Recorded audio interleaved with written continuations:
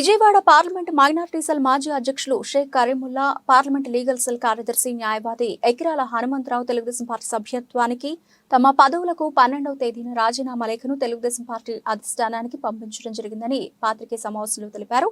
అనంతరం వారు మాట్లాడుతూ, నా పేరు ఎకిరాల హనుమంతరావు, నేను న్యాయవాదిగా పనిచేస్తున్నాను.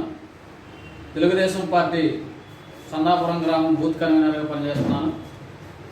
అలాగే ఎన్టీఆర్ జిల్లా లీగల్ సెల్ కార్యదర్శిగా కూడా పనిచేస్తున్నాను.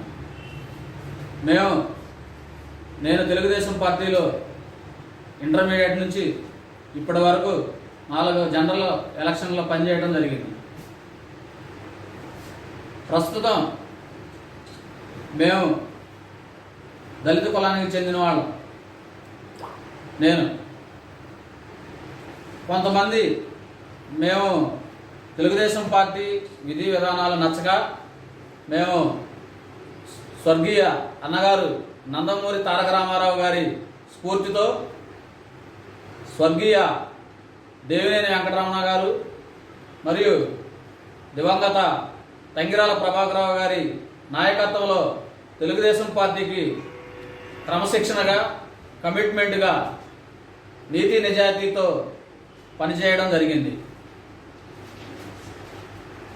అలాగే ప్రస్తుతం నీతి నిజాయితీ పరులు విజయవాడ పార్లమెంట్ సభ్యులు గౌరవనీయులు కేశినేని నాని గారు కూడా వారి అడుగుజాడల్లో నడుచుకుంటూ